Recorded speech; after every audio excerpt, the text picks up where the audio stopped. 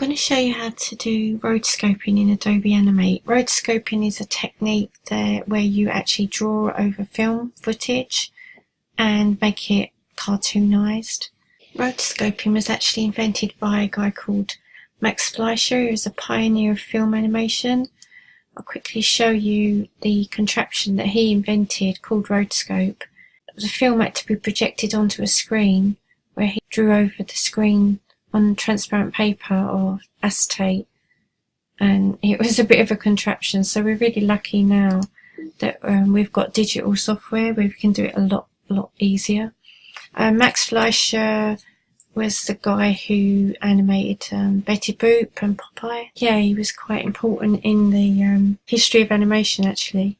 Right, okay, let's get back to Adobe Animate. You have to open up an ActionScript 3 file, and the size of your file should be 1920 by 1080. And this is what you open up. If you want to take it to 50%, then you can actually see the stage better. So basically you've got your tool palette here. It may be, when you open it up, it may be on the right side. So don't worry if you're looking over here and you can't see it. It's just that I move it over there because I'm used to tool palette being over this side. But you can have it left or right, whatever you want. As tool palette, all you're going to be using today will either use the brush or the pencil tool, which is here. So don't worry about any other tool at the moment. You've got a timeline, and you've got it in 1, 2, 3 seconds. It tells you how many seconds. The frames per second is set up at 24. I would change that to 12. Don't take it any less than that. There's a thing called persistence of vision, and you really need it for rotoscoping. 12 frames per second is good. It means you draw less and it still look a little bit smooth. So that's the only thing you should change in the properties panel here. If you want to center your stage, there's a little center panel. Get it to the center. So all we'll need, like I said, is either the pencil tool or the brush. And if you ever want to move anything, go back to selection tool. Whatever you select is very similar to other software. If you select the stage, you get the properties for the stage. If you select pencil, you get the properties for pencil here. Okay, right, first of all we're going to bring in a film, and then I can show you how to actually draw over it. So if you go File, Import Video, and we're going to embed H.264 video in the timeline. It says design time only, the video can't be exported, but that's fine because we don't want to export the video, we just want to draw over it. So browse for it. Yeah, try that one.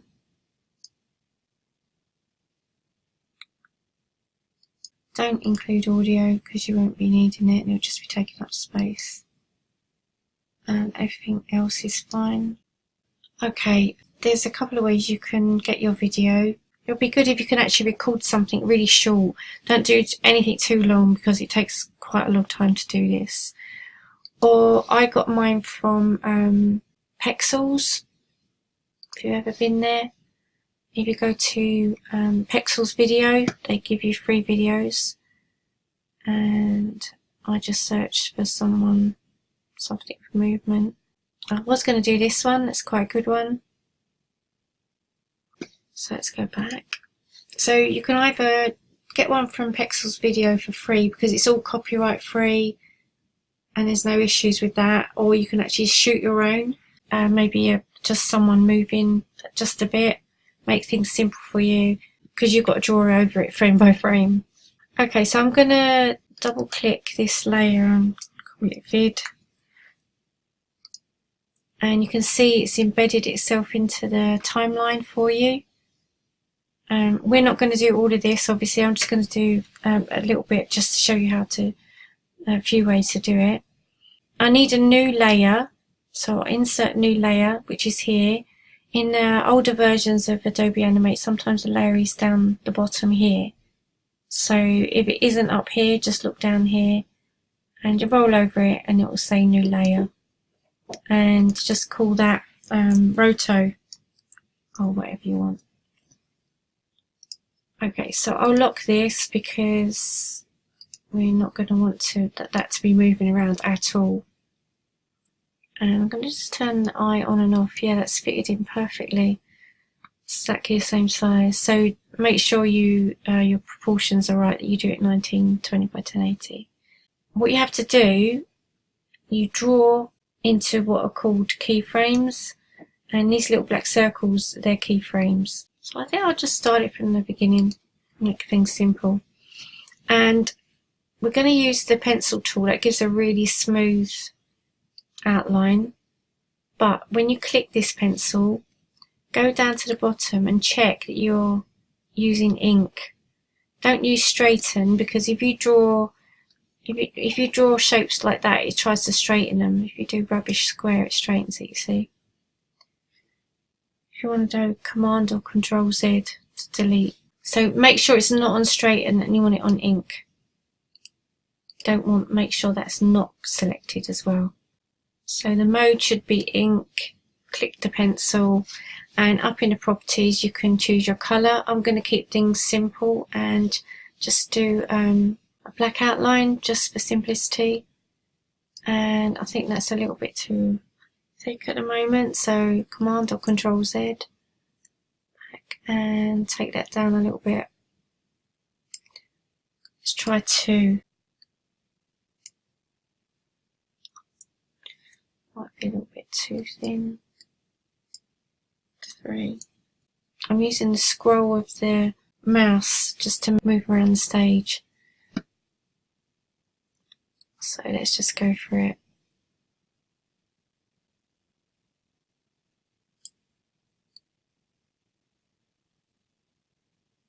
So don't go too much detail, because otherwise you'll be here forever.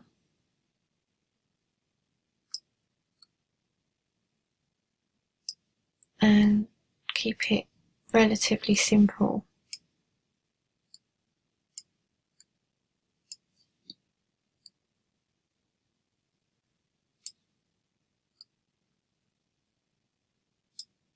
I'm not going to do loads of detail.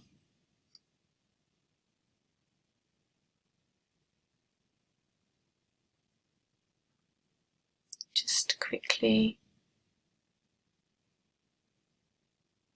go around, especially as you're sitting there watching as well. I'm trying to be really quick. Obviously you can take a little bit more time.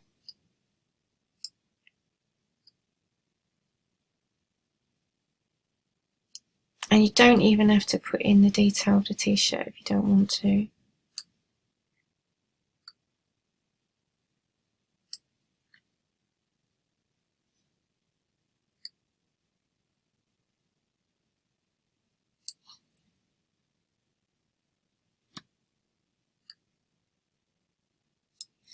Well, I'll carry on and I'll pause the video for a while and I'll show you what I've done after I've done a few more. Right, so I've drawn one frame. If I turn the video layer off, there's a little eye there. If I turn that off, you can see that's how the outline comes out. And also we'll go back and colour it in at the end. So next I insert a blank keyframe and then I carry on again. And you keep going like that. I'll do some more. I won't bore you me drawing round, and I'll come back to you. So I've done a few more frames now, about 7 actually. I turn see the eye there, if you turn it off on the video, you can see how expressive it is, and the more you do it, the quicker you get.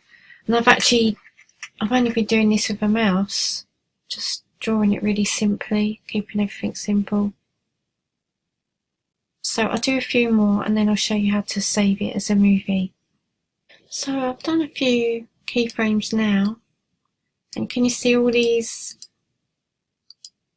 black circles? They're actually keyframes, and every keyframe makes a change. So just as a quick recap, right click, insert blank keyframe, and then you're using the pencil, Command plus, or you can click the drop down up here to get 100%, and then you're just drawing around.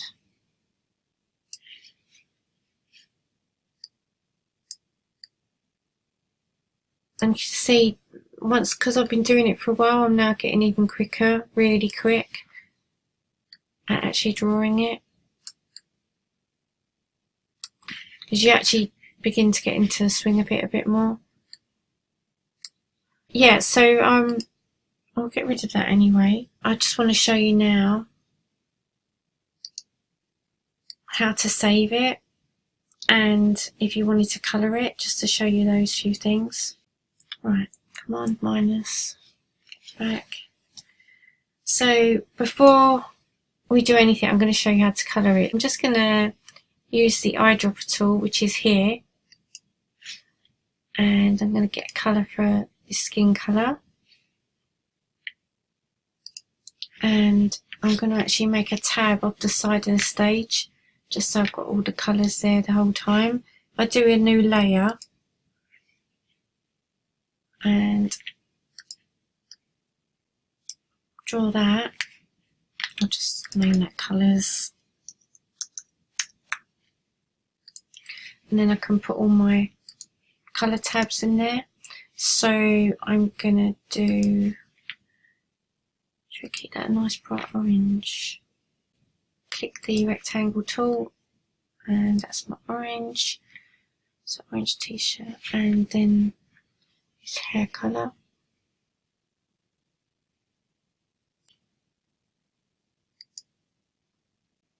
I'm just gonna stick to those three colours to keep really simple. Okay, so that's my colours layer, that's my video layer, and I'm just going to work in these keyframes now. So first thing to do is go to selection tool, just to deselect, otherwise if that layer is selected, and can you see all the lines are dotted, if I put a colour in there now, it will change the outline colour. So click, deselect it first, just click, and then click off. And then we want the paint bucket, and because I've already got the hair colour selected, I'll do that. Now if that won't paint, you may need to select here and close large gaps, just at the bottom here. Yeah. So I'm going to go to each frame now and just do the hair. So the V is the selection tool,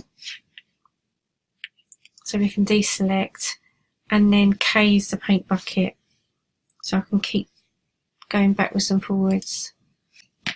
Actually, if I drag the playhead, instead of selecting the keyframe, then I don't have to keep clicking the V tool, the selection tool. There you go. Okay, so that's his hair coloured in. So if I deselect the video layer, you can see how the hair looks now. Okay, nice solid colour. Now I'm going to do the t-shirt. So if I get the eyedropper tool, which is I on the keyboard, oh, let's just do the skin.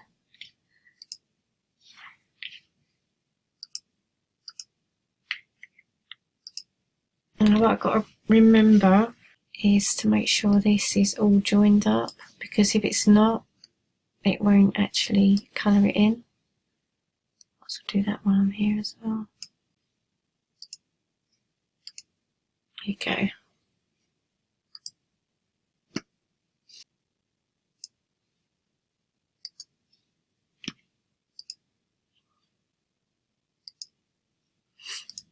That's a good idea to join all your ends up when you're drawing, which I should have done, but I didn't. So K, back to the paint bucket, there you go.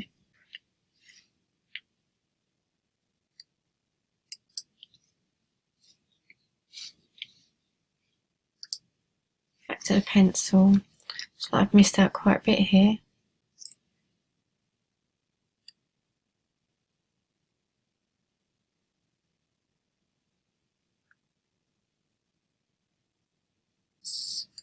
close all these, and then I should be good to go. So shortcut for the paint bucket K.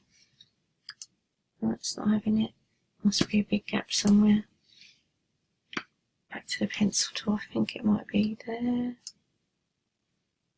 K for the paint bucket. No, it's not having it.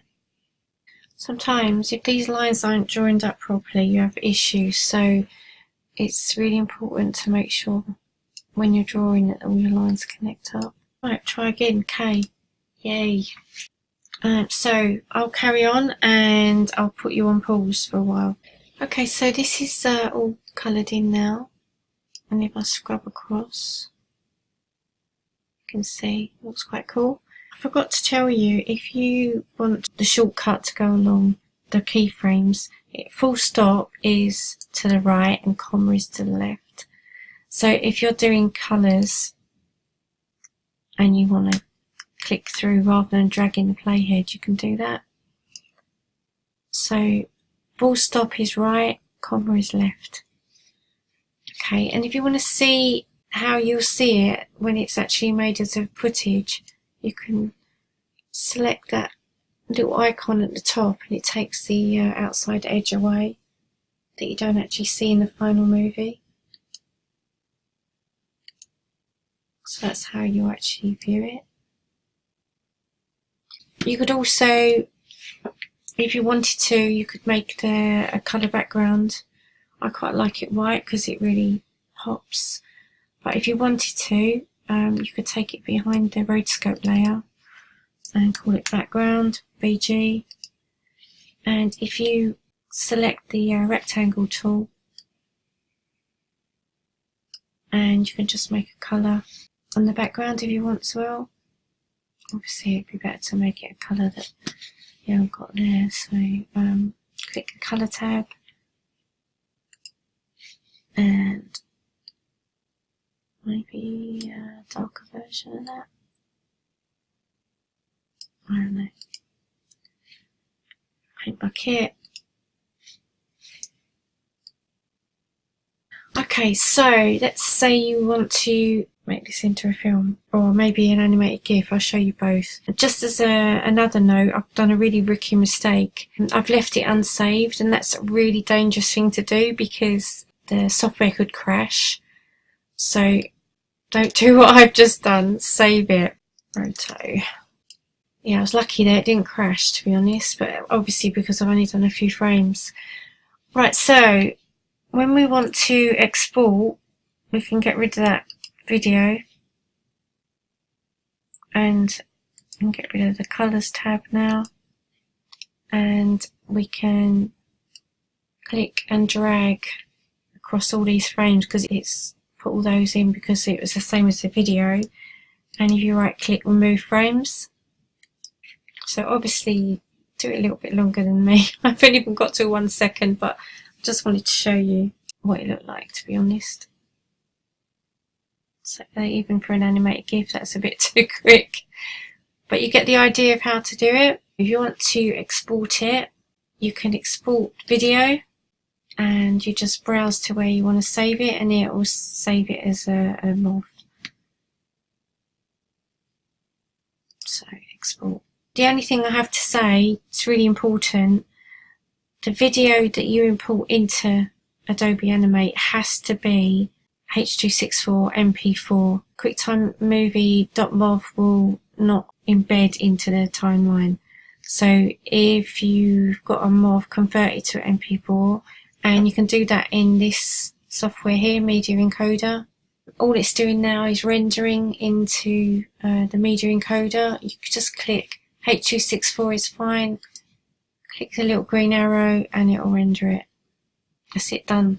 And if you want to export it as an animated GIF, that's the right frame size. We have to put looping forever. Just make sure that that looping is set as forever, otherwise it will just do it once. That's the most important thing. 128 colours is probably enough. You could take it up to 256, but we've only got limited colour palette here, and that's it. Save. So the major thing you have to say when you're exporting as an animated GIF, that it's going to loop forever. So now that's it. You can export it as a movie or an animated GIF. It's very time consuming, but to be honest, once you get in the flow, and you don't have to be really neat, pick a really short movie to do, otherwise it will take you forever. I hope you enjoy it. Good luck.